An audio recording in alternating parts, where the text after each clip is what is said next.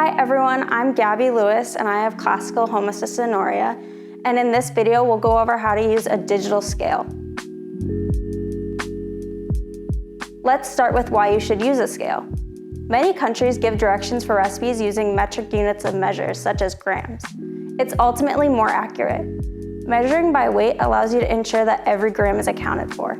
There are a few things to consider when buying a scale. What is the smallest and largest measurement it can detect? Ideally, you want a scale that can detect at least 1 gram. Make sure the scale is large enough to fit a large mixing bowl. Most low-protein recipes will call for things in grams and ounces, so make sure it offers those weights.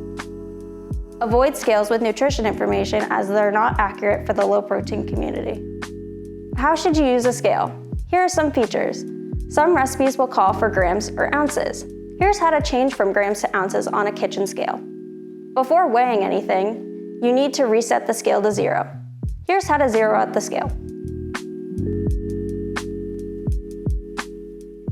There is a difference between grams versus ounces versus fluid ounces. For example, what's the difference between 8 ounces and 1 cup?